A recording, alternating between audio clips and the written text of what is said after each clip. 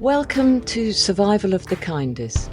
Each week, your host, Dr. Julian Abel, talks to his guests about their life, their work, and the role that the presence and absence of compassion has played. So, Naheed, thank you so much for spending time talking to us at Survival of the Kindest podcast. You're very welcome, and I'm really looking forward to hearing your story. Would you tell us something about yourself? Well, thank you so much for having me on. My name is Naheed Dosani, and I'm a palliative care physician who spends a lot of time providing healthcare for people who experience structural vulnerabilities like poverty and homelessness. And something I would say about myself is that I'm a spoken word artist. How about that? Excellent. So I'm sure that's going to help during the podcast. And To where some degree. where were you brought up? So I was born and raised in Toronto, Ontario, Canada, in a borough that's just on the outside of Toronto called Scarborough. And I was born and raised the son of two refugee parents who came to Canada in the 1970s from a country called Uganda. There was a crisis happening there. A dictator named Idi Amin came into power. And this was a horrible thing for many people who lived in that country. So they flew war and persecution. And I was raised in a home by two parents who were refugees, and the whole immigrant experience and everything that meant. Did that colour your childhood? I mean, we've heard quite a lot on Survival of the Kindest podcast from refugees and from children who are refugees, and it it really shaped their lives in many ways. Was that the same for you as well? Absolutely. I mean, it goes without saying that, growing up in a home where, there was such a focus on the social determinants of health, but more importantly, the structural determinants of health was really, really key. The fact that community well-being is derived by much more than access to, a hospital or a clinic or doctors and nurses. And just that whole idea of having to leave your life for a different life, for a better life, and having very little or nothing when you get to this new place. It really shaped who I've become and has impacted me to this day.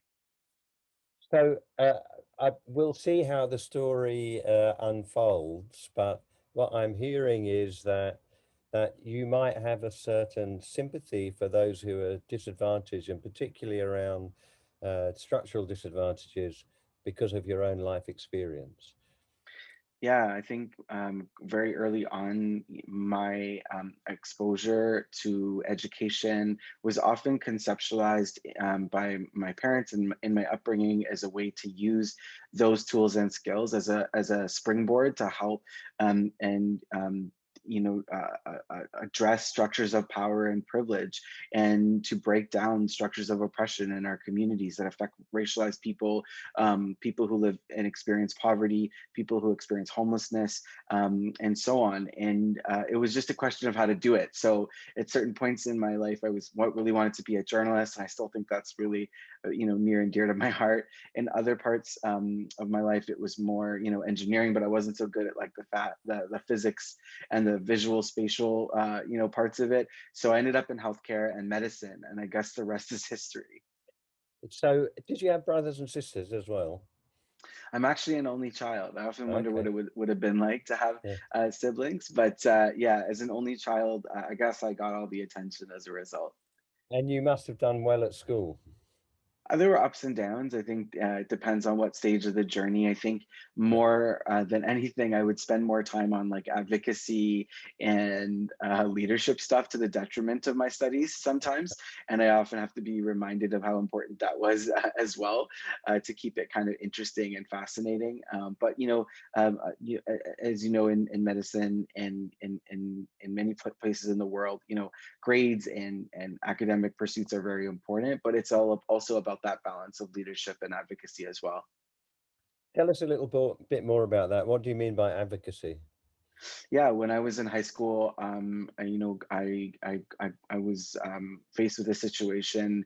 9/11 had just happened, and there was a sentiment of Islamophobia that was going on in our local communities, and this was very problematic because I'm a Muslim, and many of my friends were Muslim, and this also emanated and impacted people from other communities as well. It was just all out racism, and so I recognized there needed to be a better sense of what 9/11 really meant, and try to and a need to turn feelings of anger and hatred into feelings of togetherness. And so I started a anti-racism campaign with a fundraiser to support charities, Canadian-based charities that were doing really great work in Afghanistan to support people at the time.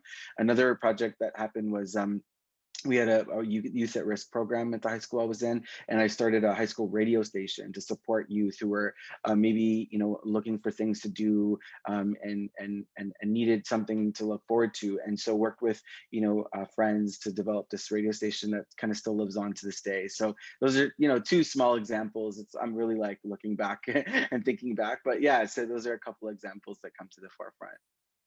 Wow, that sounds intense, to be honest. I mean, I lived through obviously I'm quite old now, so I can remember the whole business about Uganda and Idi Amin and the absolute horror of that stuff. And then also historically 9/11 and just the horrible racism that followed that. And it just sounds like it's pretty intense, which must mean you were a determined person. I think intense is a good way to describe it, and it's sometimes interesting when you look back and reflect on events that happen in our world and history, and how they impact people, and certainly those events impacted me. COVID-19 has also impacted me, which I'm sure we'll talk about as well. But yeah, I mean, I would say that these were events that changed the course of history and for many people, and I often reflect back on them and think about how vital those times were, and how it's shaped what I am today, and what we're up to. And what made you head towards palliative care? It's funny. I didn't actually really know much about palliative care. I mean, I technically like learned a little bit about it in my undergraduate medicine training, but it was only when I was in my first year of residency at the University of Toronto that I actually started to realize what it was. And it was actually kind of by a fluke, in the sense that I was providing healthcare for a man experiencing homelessness in downtown Toronto, and he presented to the shelter in pain crisis. He was writhing, he was shaking, he was curled into a ball. When I examined him, as I looked in his mouth, I could see that he had a widespread head and neck cancer that was actually diagnosed a year before when I looked in the chart. But due to his longstanding mental illness, schizophrenia, and IV drug use, he couldn't organize himself to come back for a follow-up with the cancer center. And so as time went on, he started to feel pain. So he did what any one of us would do. He went hospital to hospital, ER to ER, walk-in to walk-in clinic, seeking the kind of pain control that any person anywhere should have access to. He was turned away from these places and wasn't given adequate pain control. And I often think about why. Maybe it was the words he said or didn't say, the way he looked, the stigma that's associated with homelessness. So he found himself in our care, and I was really excited to start a pain management plan for him the next day. He promised me that he would do this. I got to the shelter the next day, and I learned that he had died. He had overdosed on a combination of alcohol and street drugs. He had turned to the best pain relief that he knew. It was too little too late. And actually, it was Terry, that's his name. It was Terry's death that led me to find palliative care. Because then I started to wonder, how is it possible that someone so vulnerable could fall through the cracks again and again and again, especially in a city like Toronto, where we have world-class healthcare and some of the best palliative care programming in the world. And just a few blocks away from some of these like really gold standard centers, Terry died. And that's really when I discovered the power and importance of palliative care, and how so many in our communities lack access to it. So what were the next steps for you after your residency? You might think that the next step was to like jump into action. It actually wasn't. I needed to grieve first. So I actually had to take some time away from my residency, some time off to really reflect. It's interesting because like, obviously, like you and many others who've gone through healthcare training as health workers, we deal with death a lot, and we see a lot of suffering, but this one just really hit me. I think it was just like in many ways how it happened, but in some ways how like everyone just moved on, and how, he was, Terry had a name, and his story and his life would just be forgotten. And as I reflected and took that time away, I started to learn some things through research. I learned that people experiencing homelessness are 28 times more likely to have hepatitis C, 5 times more likely to have heart disease, 4 times more likely to have cancer. That this population, when they get sick, they're 8 times more likely to present to the emergency department compared to you and I, and they're 4 times more likely to be admitted to hospital. But most importantly, I learned that the average life expectancy for a person living on the streets and in shelters in North America, and often in Europe and Australia for many years, their average life expectancy is 34 to 47 years old. 34 to 47 years old. So I realized that homelessness cuts a person's lifespan by 50%. And as a palliative care practitioner, now, and as someone who was thinking with that kind of frame of mind then, I started to realize that homelessness was and still is a terminal diagnosis of the social determinants of health. If we all agree that 60% of what makes us sick is social, how we live, learn, work, and play, then of course homelessness would be a palliative care diagnosis of the social determinants of health. And that's kind of like where it all kind of started, really, the rest of the journey. But I had to get there first. So tell us what you did. I mean, I actually, I love this story, what you just said, that you're so affected emotionally and engaged by the story of the person in front of you, that it causes you to reflect and question all that you're doing, and you go and find out about it, and have some clarity about it, and develop some wisdom about it. That's such a great way of thinking about what you're going to do that's meaningful. So what were the next steps after you've made that decision? No, I appreciate your reflection on the story. I just think of it as like a trauma, actually. Yeah. But whatever inspires you, I guess, right? So, Yeah. then I pursued further palliative medicine training at the University of Toronto.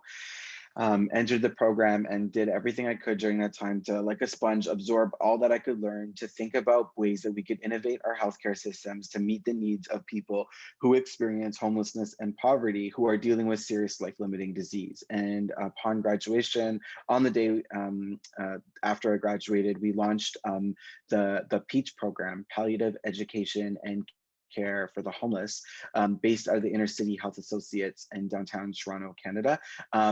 PEACH is a mobile street and shelter-based supportive and palliative care program that aims to meet the needs of people who experience precarious housing and homelessness, no matter where they are, in a shelter, in subsidized housing, in a rooming house, under a bridge, on the street, so no person falls through the cracks.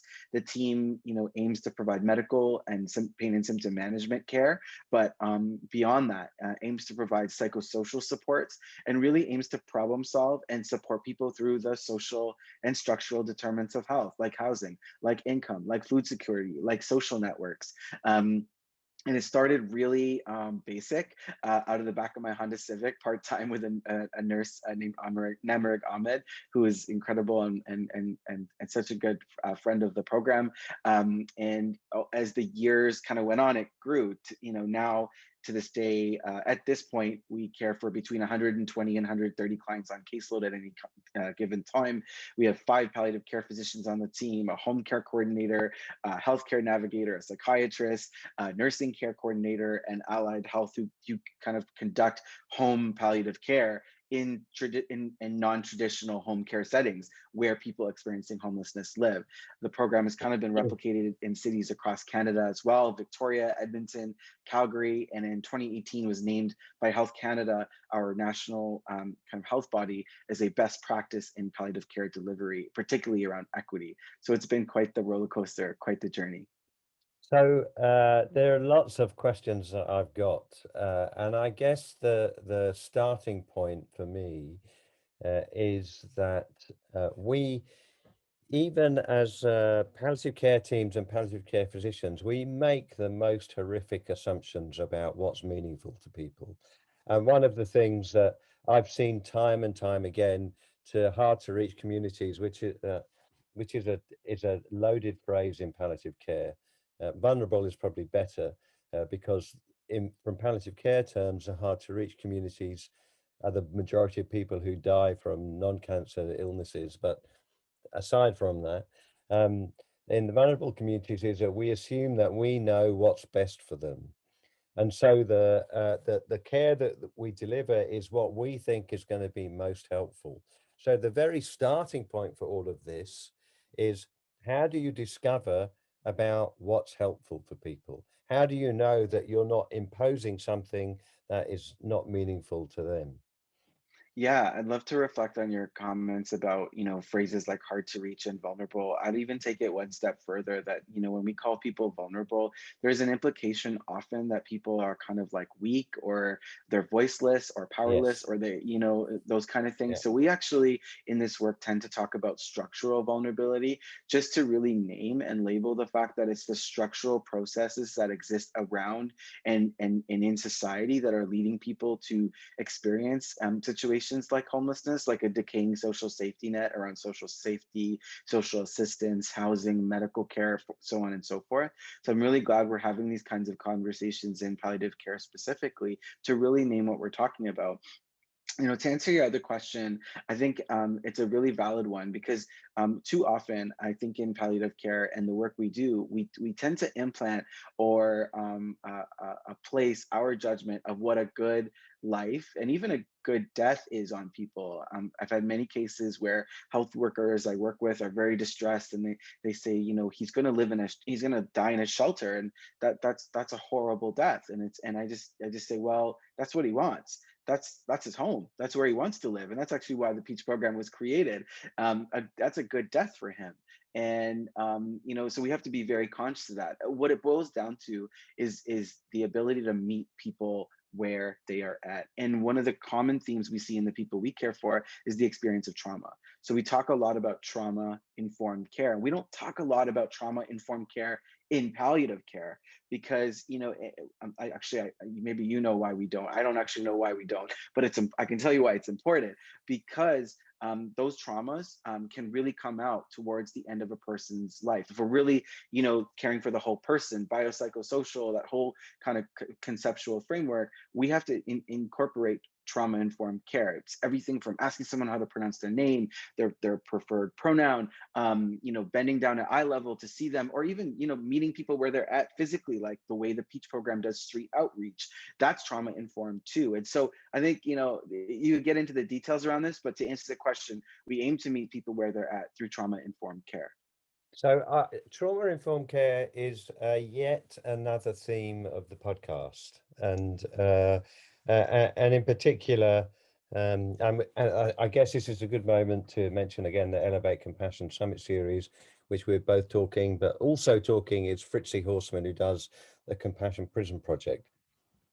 And Fritzi makes a point that actually the majority of people who are in prison are there because of adverse childhood experience, multiple adverse childhood experiences. And wherever you look in terms of drug addiction, homelessness, alcoholism, criminality, deprivation, you see people who are afflicted by multiple adverse childhood experiences. And it is not on the radar of most clinicians, but it is an overwhelming psychological experience. And my guess would be you're going to meet that face to face again and again in the homeless population. Absolutely. Adverse childhood events, ACEs, are a really important concept to recognize. But we now have research to show that even one night on the streets it can lead to a lifetime of trauma for people.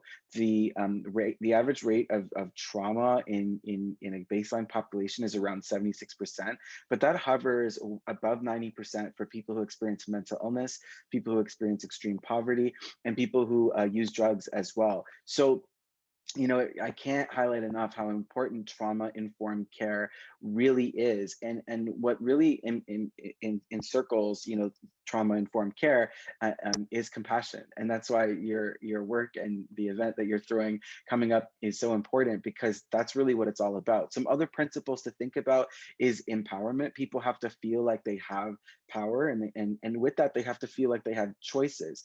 There also has to be a sense of trust. And we often just make an assumption that healthcare is good for people. Yeah. It's but actually healthcare has and the institution of healthcare has been very hurtful for people, for racialized communities here in Canada, to the Indigenous community. There's a history of pain and hurt and patriarchy and racism that has existed in medicine and in healthcare. So we need to convert those feelings of mistrust into trustworthiness, and that's what trauma-informed care really aims to do.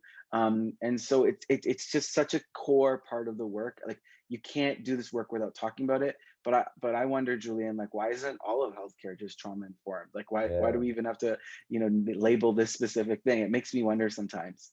I completely agree. And I think that when you approach our subject matter with fresh eyes, it sometimes looks really mad, it looks really insane. And there's a big thing that's going on in the moment in diverse communities and distrust of healthcare. And from predominantly euro-centric healthcare system, I guess is a way of saying it, or I'm never good with these words, because I think every time you define something, you minimalize it or create division or whatever it is. But nevertheless, diverse communities are harmed by healthcare. With but even even the difference between males and females, and about the type of treatment that they'll get, and the access to early diagnosis and pain relief is affected by your gender. And it's like, we have not asked ourselves the right questions as a profession, as a health service. And then we look surprised when people don't trust us. It's like, oh, but it's me, such a nice person. It's like, no. And I think structural problems within our institutions are huge. And unless we understand that, we just carry on making the same mistakes again and again. And I guess the other phrase, which I'm definitely at risk of boring the podcast listeners, because almost every episode I mention it. It comes from Holly Prince, and I'm sure you know who Holly is. First Nations palliative care researcher, who talks about kinship and all my relations, and how that's everything. It's not just our family; the whole world is our family. And the other phrase that when you have that, is you have this phrase of accountability. And accountability means we all own the problems that are contained in this world, and if we own them, we can participate in doing something about them. And you're absolutely doing that. So I love to hear what you're doing and the way that you're talking about it. I think that's terrific. No, yeah, thank you. And I think we have a lot to learn from people like Holly. I learn from her all the time, and the work that she does. And it speaks to the fact that we have a very one size fits all approach to how we talk about people and their Yeah. caregivers. There's often this assumption that people have family, and in doing work that focuses on supporting people experiencing homelessness, we don't have the people we care for don't have formal caregiving networks in the same way. They have Yeah. informal caregivers. So we talk about the street family a lot. And in many jurisdictions in healthcare, there's no recognition of the street family. We've had cases of clients that we've cared for where there's been a street brother or a street cousin who's cared for someone for years, and then they're admitted to a hospital and they're not on the registration, Yes. as a contact, and they can't see them. And that leads to more trauma through caregiving, because they can't be there at end of life for people. So the cognizance of kinship is really important. And on the streets, for people experiencing homelessness, there is a really strong social network there. There's often this kind of like misnomer that people experiencing homelessness are alone and they're weak, and there are strong bonds out there. There are strong connections. They're just not framed in the way that we often frame them in the mainstream. And when we don't recognize the differences that people have in terms of their kinship, in terms of their connections, I think ultimately the people we care for lose out, because we design systems that exclude those people rather than include them. Tell us about street families. Yeah, I mean, I think to paint a picture, we have people we care for who live in shelters, or in rooming houses, and technically on paper they're single, they may not have children, they may be alienated from people from their past, unfortunately, due to difficult circumstances.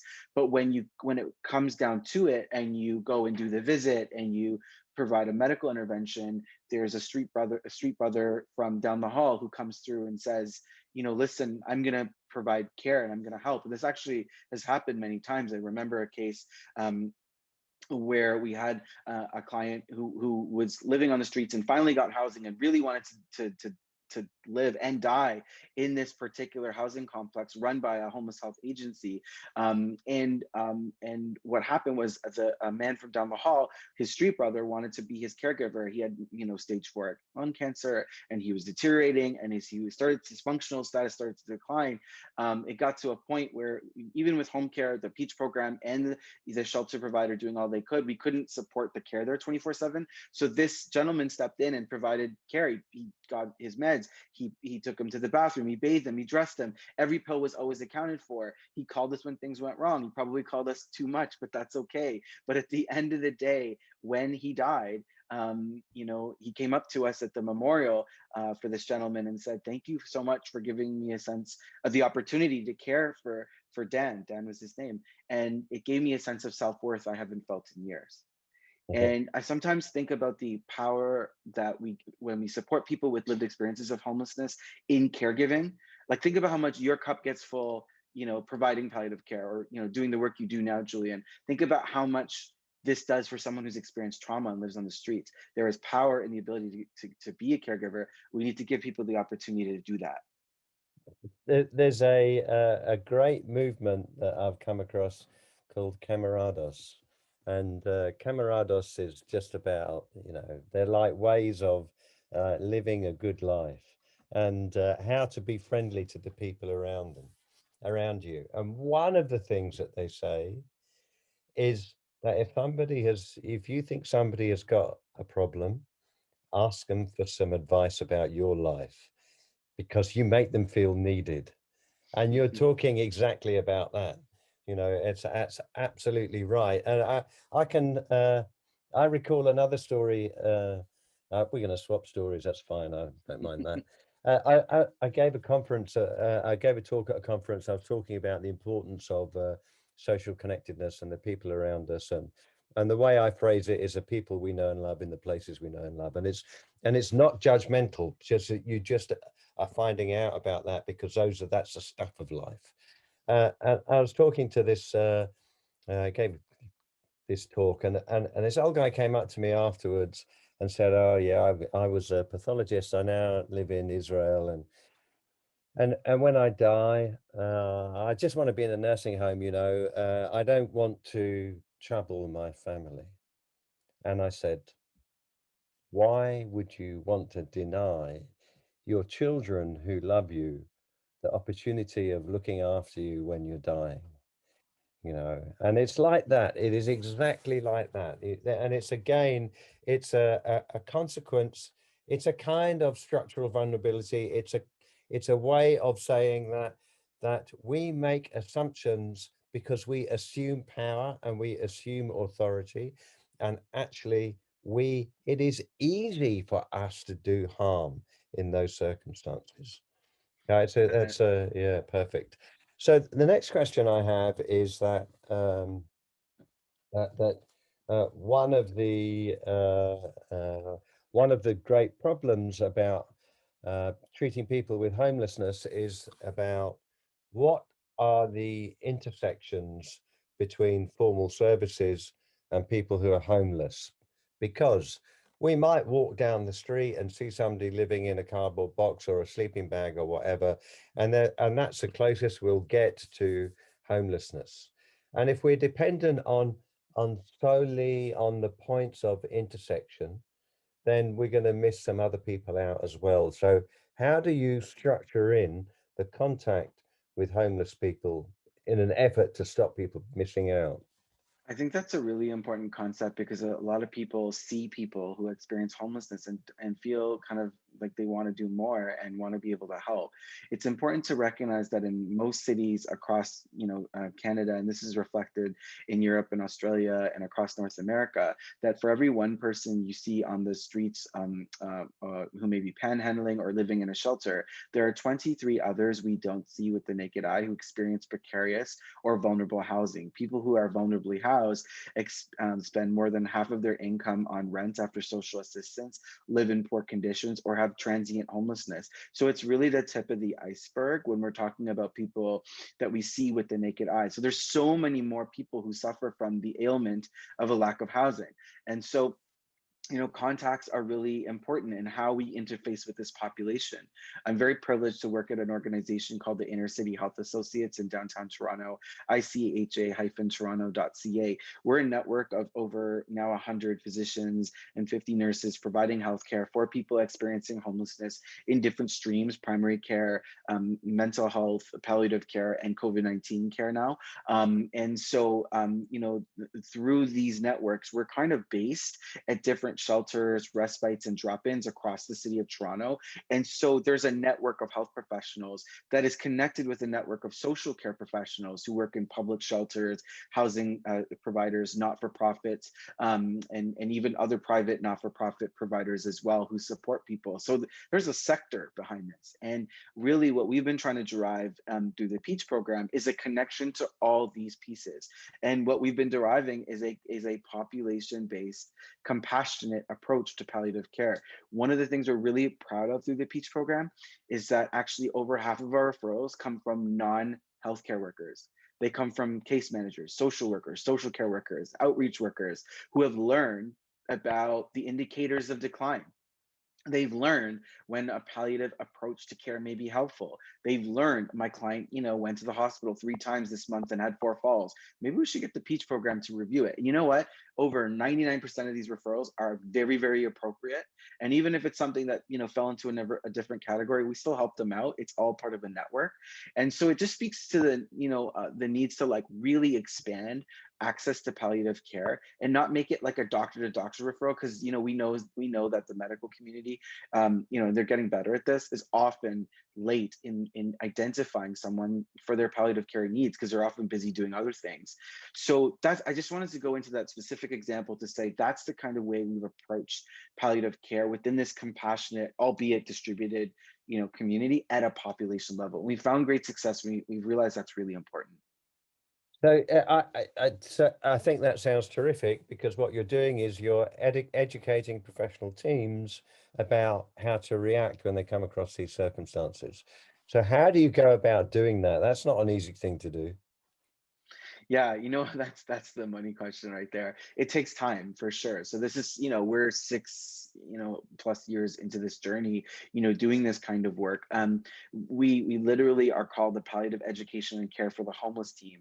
The E comes before C for a reason in our name, because we are here to build capacity. We recognize that it's a sad state of affairs that you even need a PEACH team to do this work when we already have palliative care services, when we already have healthcare services out there. So we're always trying to, work within the confines of an approach of, teaching ourselves out of a job, so to speak. Although I suspect the needs will be there for a really long time. We're really trying to build capacity. So it's lunch and learns.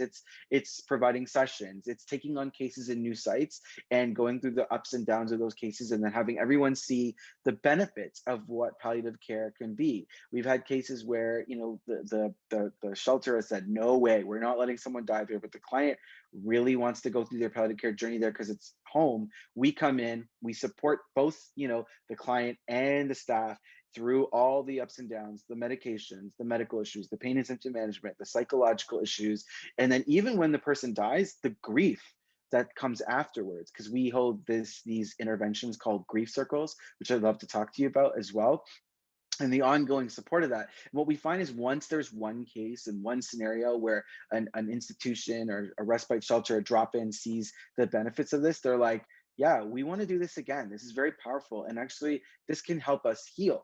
And I know that that's something you talk a lot about, the power of healing in when we support people who are dying, and what that can mean at the micro level, the meso level, and the macro level for people. So that's the kind of thing we're talking about. So tell us about grief circles. I'm already liking the sound of this. Yeah, so we recognized really early on that there was a sense from communities who support Peach clients that once people died, it was kind of very difficult for people because there wasn't closure. And I'm talking about the PSWs who go out to do home care. I'm talking about the housing workers, the harm reduction workers, the outreach workers, the counselors who are not part of the traditional healthcare system, but are obviously providing home healthcare for people who don't have formal caregivers or family. And so we started these grief circles, an intervention to support both health and social care workers who support clients in community who deal with serious life-limiting disease, have precarious housing, and have died. What happens is once a client dies, we descend on the respite shelter or drop in, and we gather in a circle, we light a candle, we hold a minute of silence, and we cry. We laugh, we grieve, we tell stories, we remember what it was like to care for the person, we reflect on what it was like to care for the person, and then finally we talk about how we can renew and reinvest in each other so that we can care better for people in the future. We, have a minute of silence, blow out the candle, and go out and do it again. And what it does is provide a structure space for grieving with colleagues, amongst colleagues who kind of understand it because they were all there and they get it. During COVID-19, we've moved to a virtual format, and sadly, we're having more, grief circles than ever before. For overdose, we're dealing with an opioid overdose death crisis here in Canada, as many countries around the world are dealing with due to a tainted drug supply around the pandemic, but also because of COVID-19 itself, and how this has had a disproportionate impact on people experiencing homelessness. Where here in Canada, it's been shown that people experiencing homelessness are 20 times more likely to be hospitalized due to COVID-19, 10 times more likely to be in ICU, and 5 times more likely to die from COVID-19. So we're fortunate to have the model of the grief circle, but we've been having more than ever before. And it's really become part of the grief management approach at a population level to support people. And it's helped a lot of people heal, even though a lot of people are hurting. And are your street family welcome into those grief circles? They are, while, we often focus the grief circles on the care providers and the care workers, we hold separate grief circles for people who are living on the streets and in shelters. And sometimes we combine them depending on the appropriateness of it. One thing we've noted is that it's really important to have a space for care workers to be able to grieve, because as soon as you have family members or informal caregivers or other street family there, they tend to go back into their caregiving role, right? And we found that where possible, where we can separate this out, these experiences, just so care workers can grieve, because the grieving is so different when they're not in a position where they have to think of those in a circle who are, they have to care for. So we try to protect that, but it's not always possible, and sometimes it's a beautiful thing to join them together too. And the next thing that comes to my mind is that you've got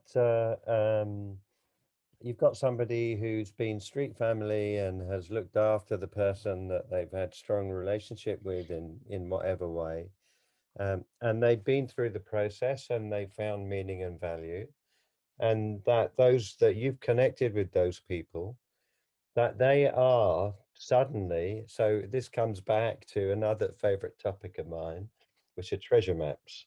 And treasure maps are the people in place. And what are the treasures and the gifts that people have? You've got somebody in that homeless environment who is a treasure and can be a treasure to the people around them, to the community in which they live.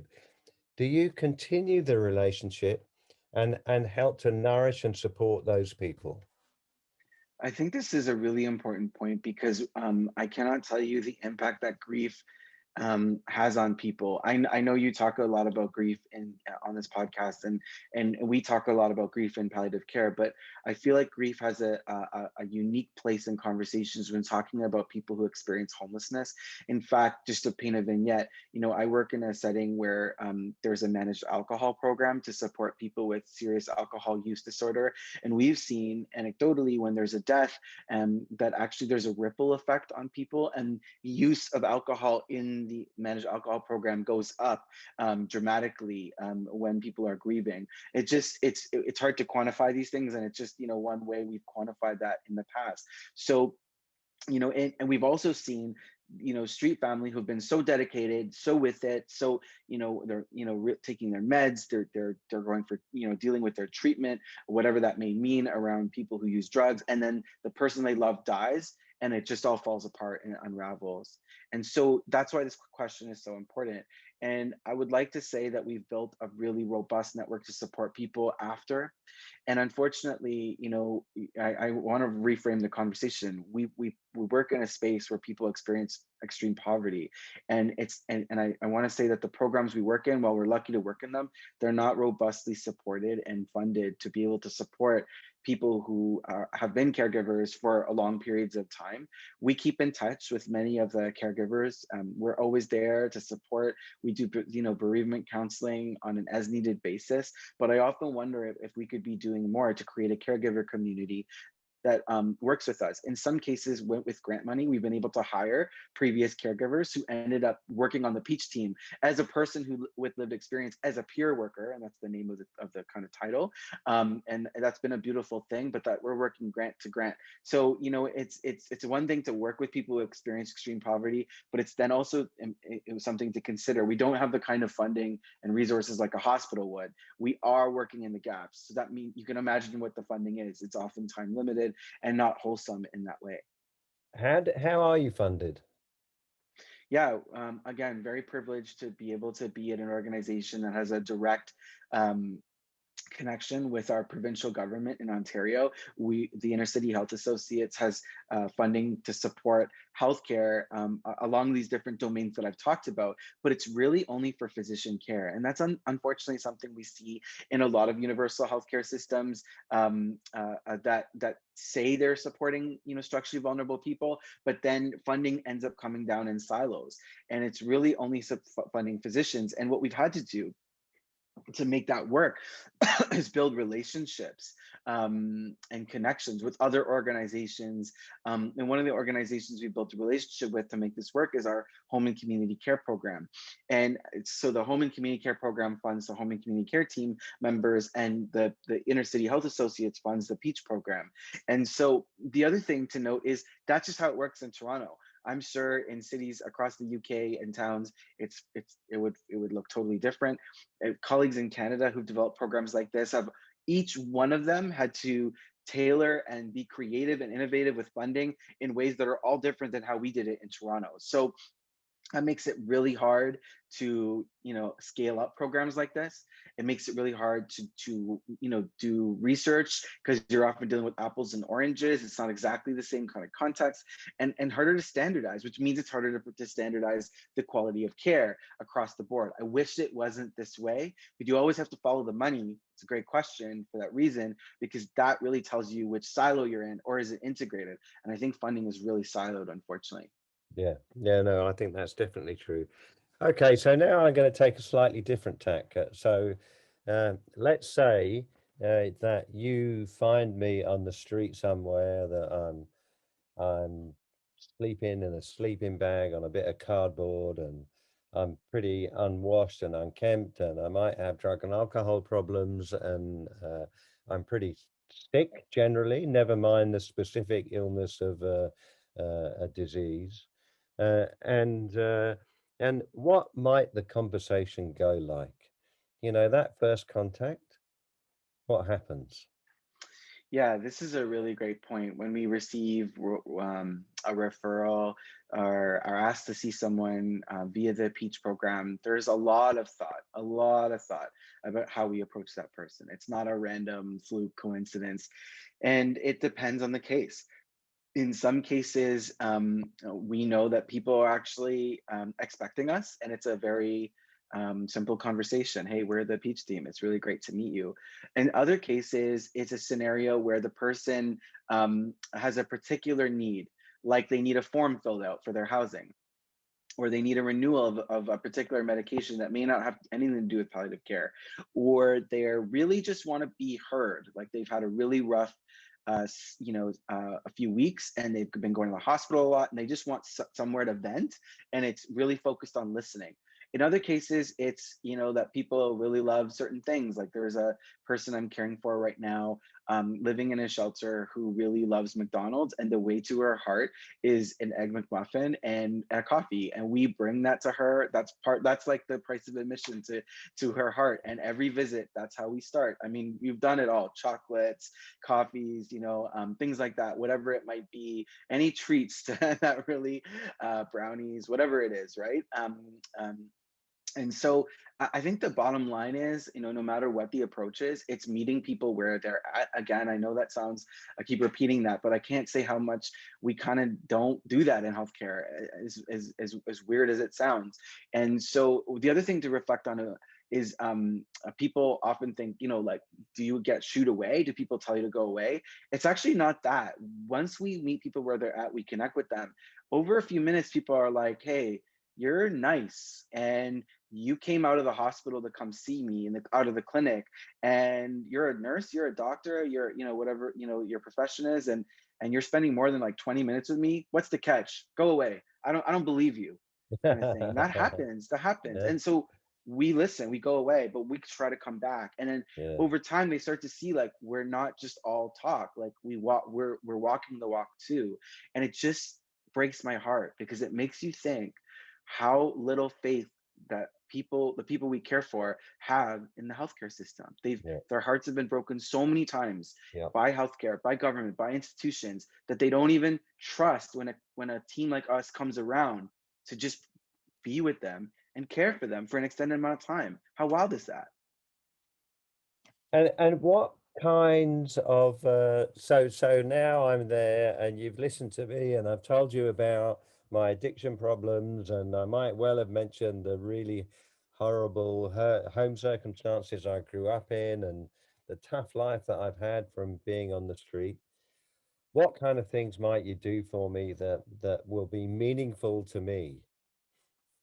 Yeah, and meaningful is the question, because the healthcare system often assumes that the most meaningful thing is the healthcare, or traditional healthcare, right? Like prescribing medicines, medical care, or even pain and symptom management, because us palliative care people really, especially the medical folks, really focus on that.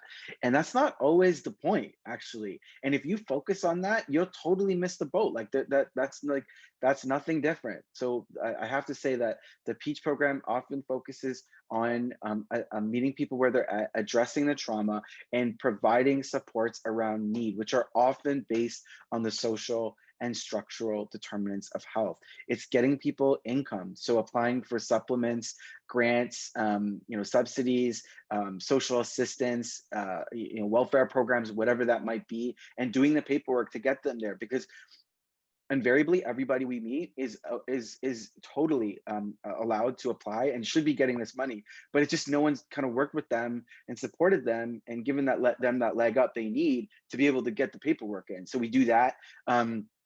Obtaining housing, it's not a goal for everybody, but in some ways, optimizing their housing situation. So if they're living on the street and want to be on the street, maybe at night they want to go into a shelter to sleep, and that's kind of like a negotiation we do. Or if it's a rooming house and they want their own apartment, we fill out the forms, we get it going, right? Food security is a big one, and what that means, and leveraging supports. Also social networks. We work with hospice organizations locally that help to we recruit volunteers to spend time. But another popular one is medical appointment accompaniments. So a lot of our clients want to go for their chemo, they want to go for surgery, they want to go for their CT scans and blood work, but they just can't, due to cognitive issues, frailty, weakness, they're not able to get there. They need help getting into a taxi or ambutrans or whatever that means. Even like showing up at the front of a large Toronto hospital, like many large cities around the world, that's complicated because it's like, where do you go? Literacy, reading the sign. There's so many assumptions we make in healthcare. When people get to that fourth floor tertiary quaternary specialty clinic, like, you got to know the people who made it there are very health literate. They probably have supports. They probably have income, like generally speaking. And so we got to think about the people who don't get there. And a lot of the folks we care for, they're dying not because the disease they have is they're meant to die. It's because they just can't access the care. They have trouble taking their meds, trouble getting to clinics, trouble getting to the hospitals. And we've had many Peach clients who survived because of Peach Care, and we discharged them because they got the care they needed. And that's a really sad state of affairs, and kind of speaks to how we need to remove barriers to accessing healthcare, low threshold, low barrier, so people get what they need. So I'm just emphasizing this point because it's a one that is kind of dear to my heart, is that if we think about palliative care, like if you and I think about palliative care, we think, physical, social, psychological, spiritual symptom assessments. We identify the deficits, and then we give them the thing that they need that is going to make them healthy and whole. But what you're talking about is, let's chuck all that stuff out the window and let's start again. And let's just see what matters most to these people, this person in front of us. Let's reshift how we think about what we do and meet the person where they're at and deliver support to them in a way that is meaningful to them. It's turns the whole thing on its head and go, we're the servant, we're not the master, Is that an Totally. accurate? Yeah. Okay. It is. The other day I heard you mention at one of your talks that palliative care has this obsession with where people end up dying, and I think that's somewhat related to metrics and a quality measure of some sort, and Exactly. right. But I also think, like, I agree with that, and I don't understand why there's this like very strong obsession with that. I think we also have to think about other things, like the percent of time that a person spends where they want to be, because it's really hard to ask people to die at home when they live in a shelter, when they have extreme poverty, when they don't have any family members.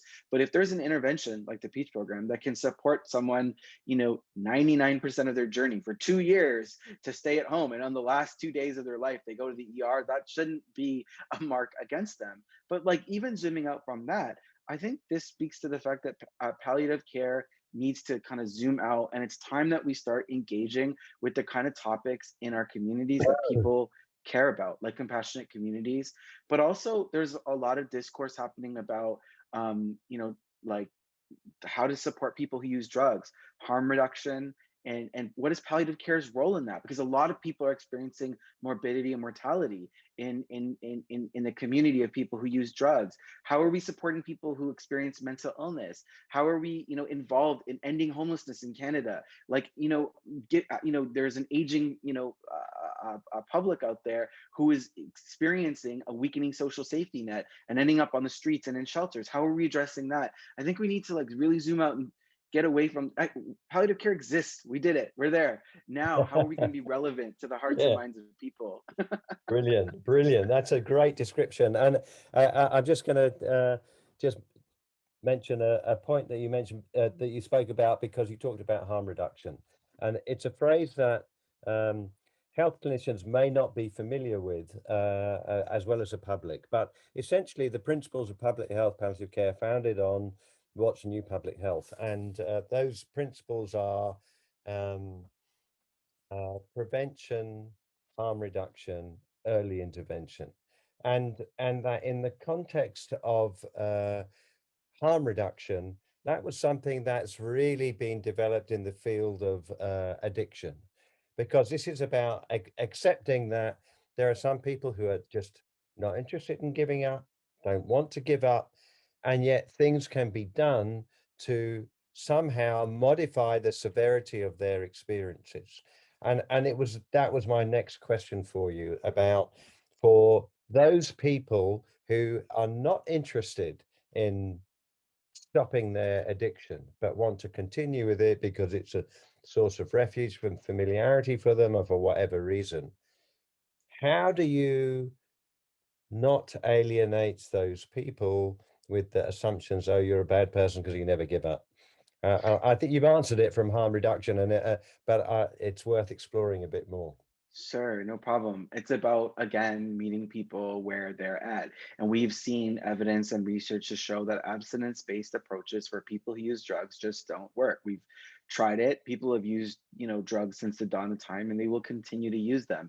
And what we find is that we do better with people around their emotional well-being, their physical well-being, and at a population health level if we just support them by reducing the harms of using drugs while people use drugs, censoring on human rights and a person's goals in that moment. And so, we see examples of harm reduction around us all the time. Do your listeners wear bike helmets when they're bicycling? Do they wear seatbelts when they're driving? Do people wear condoms when having sex? This is an example of harm reduction. So harm reduction is very well accepted in our society. It's just that there's a stigma when it comes to people who use drugs. And what we've seen in places like Canada and countries around the world is that when we just meet people where they're at and support them while they use drugs and still provide care compassionately, they do better. Who would have thought, right?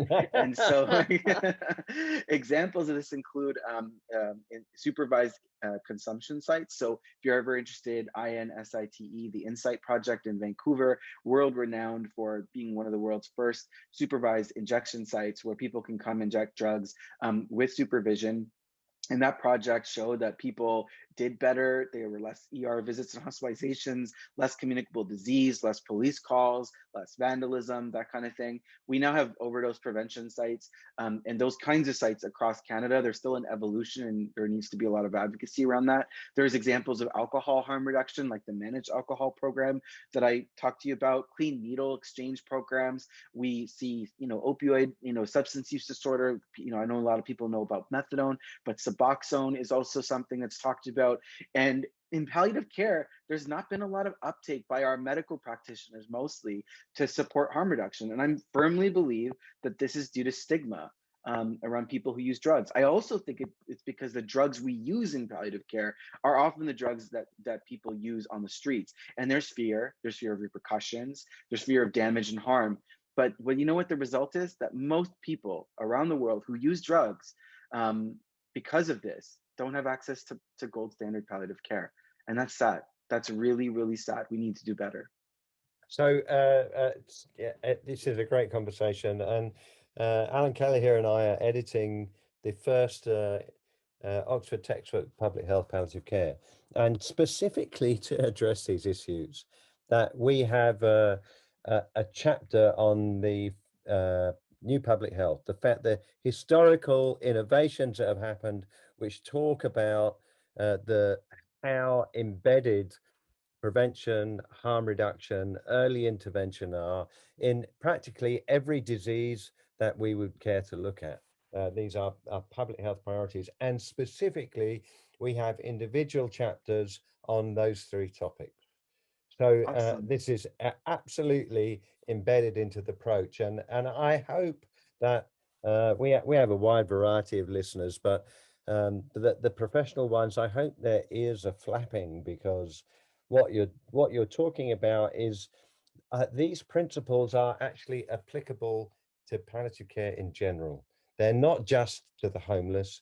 It's every time we see somebody, we should be thinking about these things. We should be contextualizing our care into a way that is meaningful for the person in front of us. And one of the bizarre things about palliative care is that if you search in the literature for what does living a good life, forget a good death. What does living a good life mean in the context of terminal illness, not just for the person with the illness, but for the whole social network, that whole kinship group? The literature isn't just sparse, it's absent, which is amazing. And so we are making assumptions about the care that we give is the right care for that person. And this is absolutely not the place. And until we start doing what you're doing, which is asking about what matters most, what is a good life conversation for somebody, what do they value most in life, what is their major issues now. Until we start doing that, we're going to keep on repeating the same mistakes over and over and over again. So I love to hear about what you're doing. It is absolutely public health palliative care, and it is absolutely based on compassion, absolutely recognizes the importance of compassionate communities, social networks. It's just great work. Thank So you so much. I really appreciate that.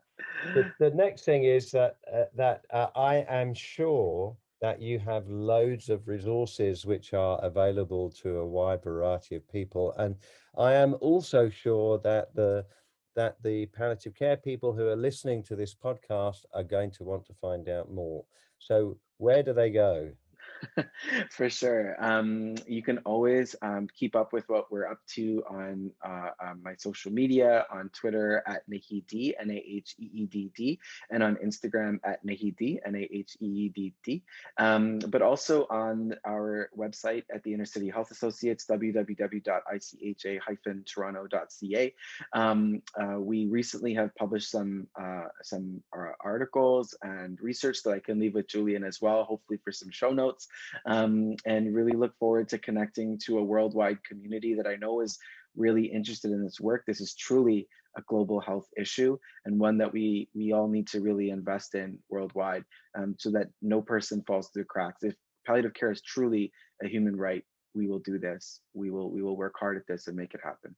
And in addition, that you have used your early interest in journalism and your advocacy skills in making sure that your voice is heard in a wide variety of different settings. Thank Oh, you. hang on. Thank you. Something's happened. Okay, we're still going. That's all right. Okay. Yeah, so people might come across you in media in different places, and I think you're often contacted by news media about all of this work, and can find YouTube clips, etc., etc. Okay, Absolutely. that's a terrific journey that you've described. Are there things that we've missed out that really need to be said? I think any conversation like this that doesn't address the deep roots of systemic racism in healthcare and in palliative care really misses the mark. I think I want people to recognize that we, work in an area in palliative care where if you're racialized, if you're Black or brown, you're much less likely to be treated with opioid pain control. We know that there's research to show that Black people receive less, pain management in emergency departments.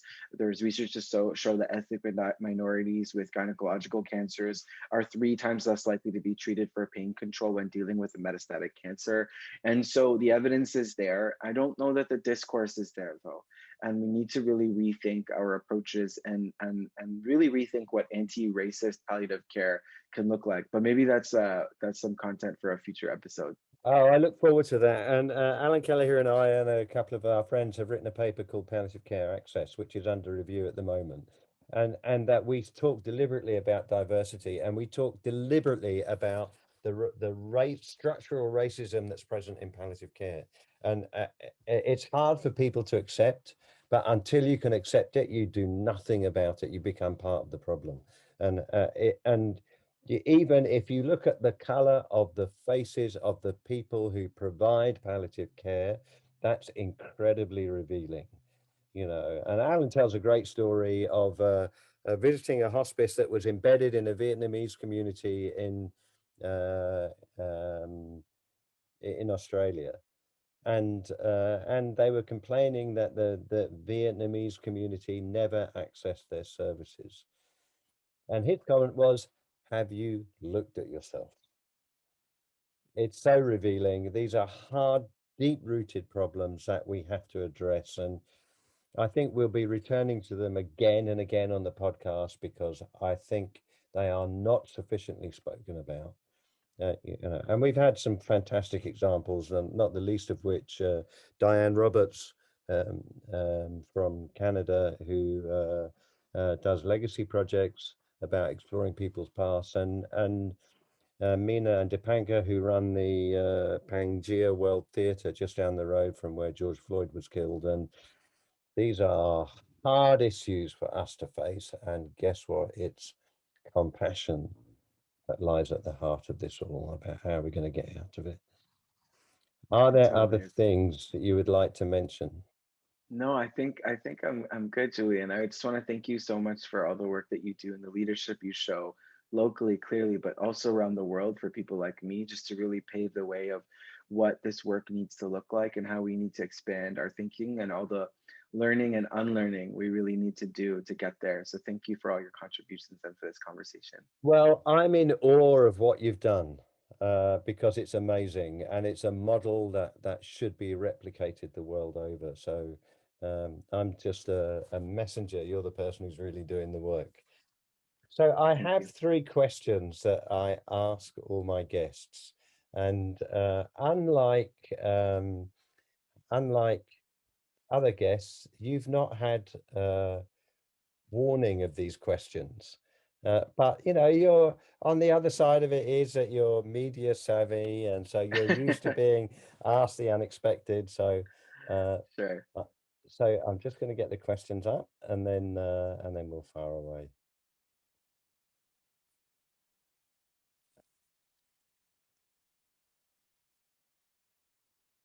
Okay. The first question is, tell me about a moment when the smallest thing made the biggest difference. Um, I'd have to say that we had tried to, do outreach to connect with a client who was dealing with severe mental illness and clearly was getting weaker, having falls, and was dealing with end-stage kidney disease.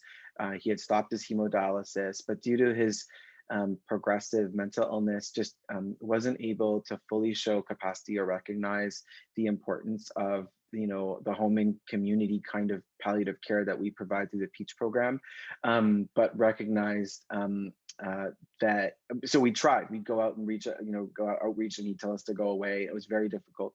But then when we learned more about him, we learned that he loved chocolate brownies, and so we brought a chocolate brownie to the encounter, the visit, and handed him the chocolate brownie, and it was really incredible to see how just him getting access to this brownie and totally, like, he jotted it down and loved it, was a key to the door to his heart, and it opened things up. And I can't say it's like that all the time when dealing with people who've experienced trauma and have structurally, who structurally lack access to healthcare, but sometimes the smallest thing can be the biggest thing. And I thank him and I thank that brownie because it allowed us to be able to center care around him and support him for his end of life journey where he wanted to be, and he lived what he thought was a good death.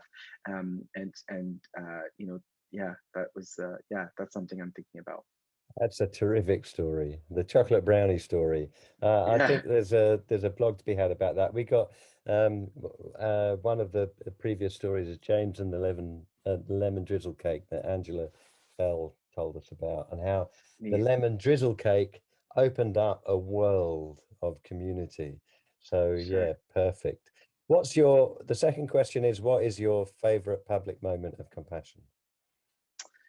um I would say that one of my favorite public moments of compassion was the day that we started an agreement with a local agency. They're called Haven Toronto, and they're a drop-in center for men who are elders who experience homelessness in the city. And we worked very hard to start a new program called the Good Wishes Project. And we recognize there's a lot of people who are dealing with their palliative care journeys in community, and just want a gift or something like the Make-A-Wish Foundation that exists for children in many countries around the world. I know it's called different things in different places, but we wanted to create something like that for the clients we cared for. And the Haven Toronto team teamed up with the team at Inner City Health Associates in the Peach program to hold this, public event and announce the launch of the Good Wishes program. That was several years ago. The Good Wishes program has been instrumental in supporting people, from getting people a dinner with friends, to getting people a guitar to play an old Led Zeppelin riff that they really enjoy, to even some people who move into housing, getting things like a shower curtain that they just need to survive. For example, it's not all been these like fairy tale gifts. It's been things just around survival too, including food in groceries too. So I'm really grateful when organizations break down their silos and coalesce and integrate work to make things happen. And I think that's a really practical example that's helped a lot of people. Brilliant, lovely. And the last question is, what matters most to you in your life? I think if there's one thing that I hope to take from this work and the work that my colleagues who do incredible work at the Peach program it's that to really, I don't want to sound corny here, but to really showcase that we can derive compassion by design in our healthcare communities. I'm not just saying that because you're here. I would say that anywhere.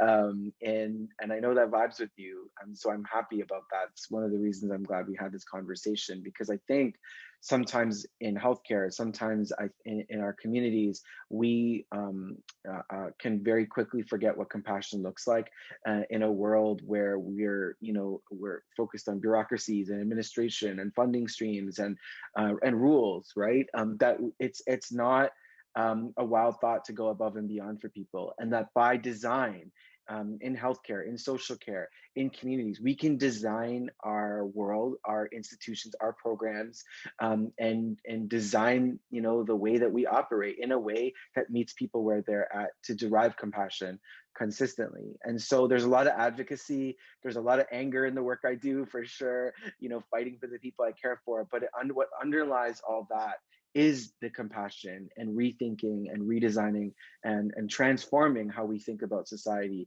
so that no person has to fall through the cracks, so that we can go from equality, where people get the same things to be happy and healthy, to equity, where people get what they need to be happy and healthy, to justice, health justice, where people have the opportunities to make their own healthcare decisions with the resources that they need, when they want, how they want, around happy and healthy lifestyles. And I think that's the framing for this in every conversation today and every day. That's a great message, and we will revisit, because I think I'm interested in the structural racism story, and I think we need to dig down. So you will find me knocking on your email door to ask again. And just to remind everyone to sign up to the Elevate Compassion Summit series. You'll find the web address of that name, and it's free. And you can hear Naheed and I and Cormac Russell and Julian Holt Lundstadt and other great speakers talk about these real events of re-questioning, repositioning, and listening to the great work that is already going on. Frederick Riley talking about what happens at Weave, and there's this terrific lineup. So thank you so much. It's been an absolute pleasure. I've thoroughly enjoyed talking to you, and we'll definitely talk again. Thank you so much once again, and take care.